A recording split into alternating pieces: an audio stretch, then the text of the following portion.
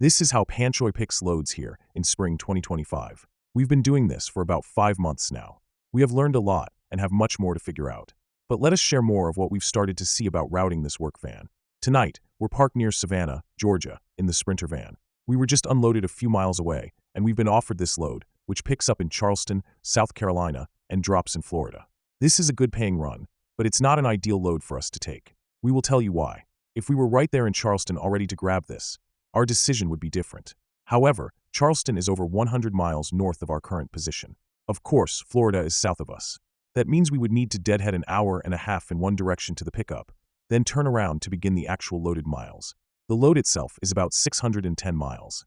But Panchoy taking this to Florida would mean driving 725 miles.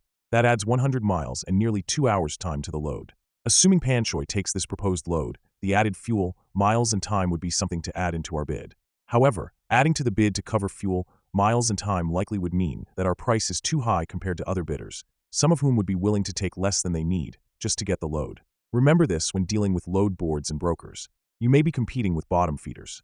Fuel is self-explanatory. Focus on the time component. That's more time on you as a driver, as an operator. This Charleston to Florida run is an all-day trip for a professional driver, which we can loosely consider to be anyone who makes money driving cargo or people around. You can drive about 650 to 700 miles in one shot legally, under the current ELD rules for the big trucks. You might be able to get a bit more out of it if you start your day right off the highway and hit 75 miles per hour for the 11 allotted driving hours per shift. But otherwise, you'll cap out at about 650 miles. Now, a cargo or Sprinter van is currently a non-ELD, non-CDLA work vehicle. So, if we wanted, we could drive all day and night. The ELD is said to exist to keep big truck drivers from operating under fatigue. The truth is that it's about tracking us and controlling our lives.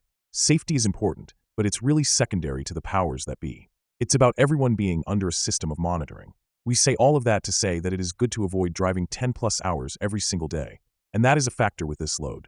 The issue is the logistics of running the roads and operating any kind of vehicle for transporting cargo.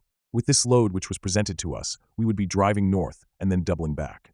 We would be adding more time, more wear and tear as the driver, and more miles on the vehicle, which will show up as maintenance and repairs arriving more quickly. Even though it's a good load on paper, Panchoy's goal as we speak today is to pick up a load in the morning and get it off the vehicle by evening, or at worst, dropping the cargo the next morning the first thing, which will allow us to grab something else before brunch and repeat the process. Think about a hypothetical load that has us driving from our base in Virginia over to the West Coast, for example.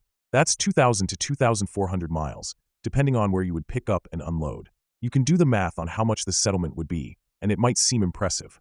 But you'll get just as much money per day running the one-day loads, which could be anywhere from under 100 miles to about 400, as from the coast-to-coast loads, where you'll be expected to drive 600 miles per day.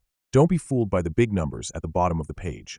Our goal over time is to scale that back and not do as much driving in a week. The bottom line is, Panchoy skipped this load.